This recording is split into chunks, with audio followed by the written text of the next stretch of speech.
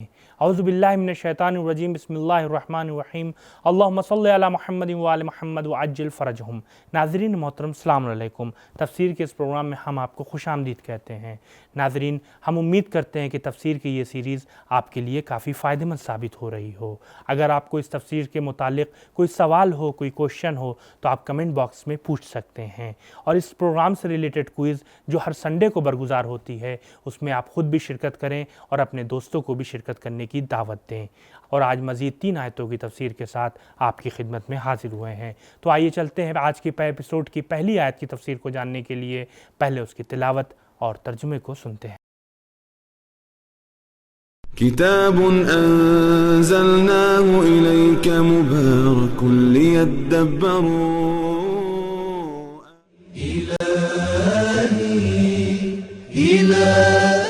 بسم الله الرحمن الرحيم فكذبوه فنجيناه ومن معه في الفلك وجعلناهم خلائف وأغرقنا الذين كذبوا بآياتنا فانظر كيف كان عاقبة المنذرين۔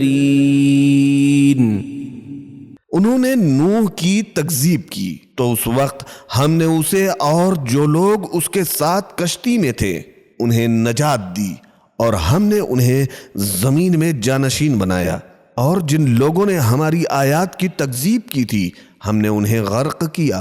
پس دیکھو جن لوگوں کو ڈرایا گیا تھا ان کا انجام کیا ہوا۔ تلاوت اور ترجمے کو آپ نے سماعت فرمایا۔ اب آئیے دیکھتے ہیں کہ اس آیت میں ہمارے لیے کیا اہم نکات بیان ہوئے ہیں۔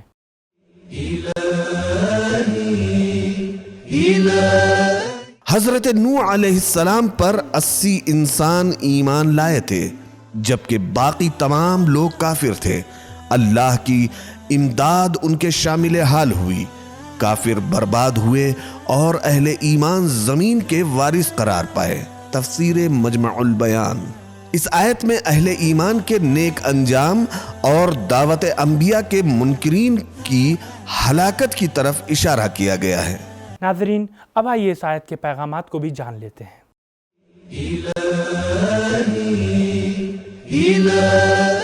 1.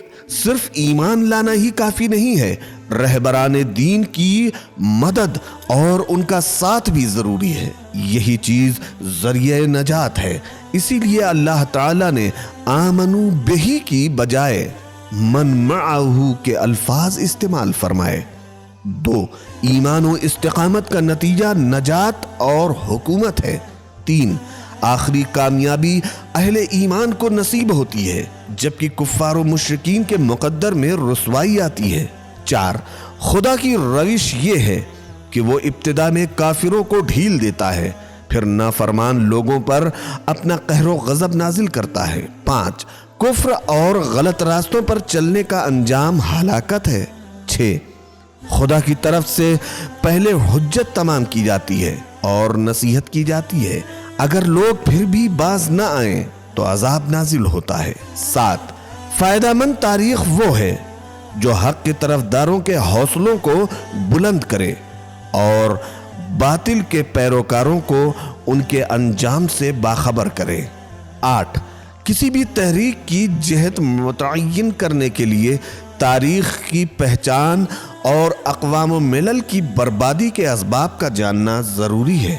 اگلی آیت کی تفسیر کو جاننے کے لیے پہلے اس کی تلاوت اور ترجمے کو سنتے ہیں۔ ثم بعثنا من بعده رسلا إلى قومهم فجاءوهم بالبينات فما كانوا ليؤمنوا بما كذبوا به من قبل كذلك نطبع على قلوب المعتدين۔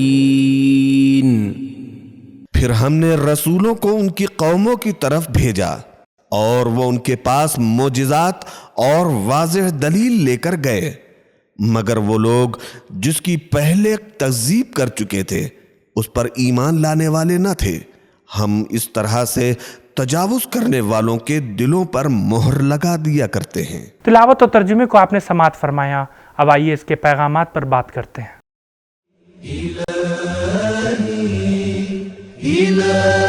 एक, अंबिया को मुसलसल भेजना सुन्नत इलाही है। बासना मिन बादिही रसुलन, अल्लाह ने हजरत नूह अलैहिस्सलाम और हजरत मूसा अलैहिस्सलाम के दरमियानी जमाने में कई अंबिया भेजे थे। 2, तमाम अंबिया मोजिज़े लेकर आए थे। 3, तमाम अंबिया के कुछ न कुछ मुखालिफ जरूर थे। 4, इंसान आजाद और जिद्दी है। मोजिज़ात देखने के बाद और कहर इलाही सुनने के बाद भी नाफरमानी करता है। 5, इस्तिकबार और ज्यादती ऐसे जराइम हैं जिनकी वजह से दिलों पर मोहर लग जाती है। 6, जो लोग मोजिज़ात देखकर भी ईमान न लाएं तो वो हद से आगे बढ़ने वाले होते हैं। तो दोस्तों ये थी 2 आयतों की तफसीर।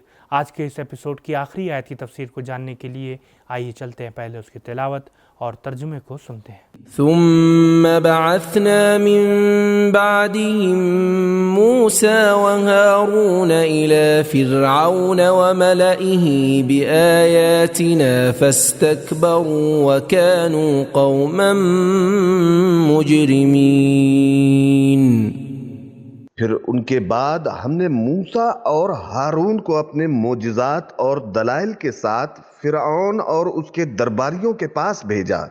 انہوں نے تکبر کیا اور وہ مجرم لوگ تھے۔ تلاوت اور ترجمے کو آپ نے سماعت فرمایا۔ اب آئیے دیکھتے ہیں کہ اس آیت میں ہمارے لیے کیا اہم نکات بیان ہوئے ہیں۔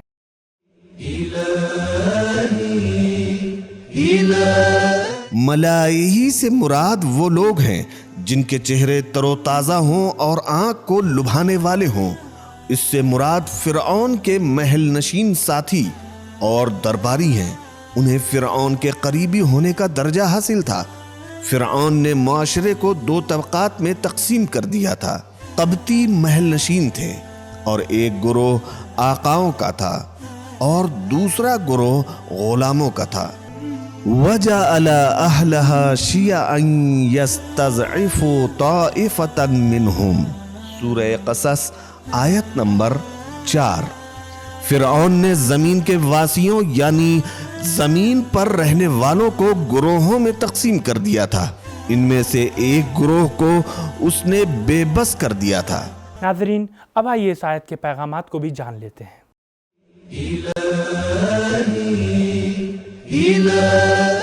ایک، انبیاء کا پہلا فریضہ طاغوت یعنی ظالمین سے جہاد ہے، کیونکہ فساد کی جڑ سے جہاد کرنا زیادہ ضروری ہے۔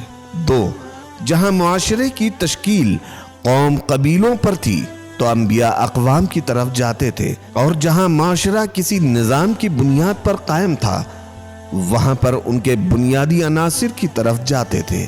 3، طاغوت کی طاقت کا سرچشمہ ان کے ساتھی اور مقربین ہوتے ہیں۔ اگر ان کے ساتھی ان کا ساتھ نہ دیں تو اکیلے کچھ بھی نہیں کر سکتے۔ 4، انبیاء معجزات لے کر گئے تھے۔ 5، ہر زمانے کے فرعون اور طاغوت نے انبیاء کا مقابلہ کیا تھا۔ 6، جرائم میں ملوث لوگ آسانی سے انبیاء کی دعوت کو قبول نہیں کرتے۔ تو دوستو یہ تھا ہمارا آج کا پروگرام۔ انشاءاللہ کل پھر ملاقات ہوگی کچھ نئی آیتوں کی تفسیر کے ساتھ۔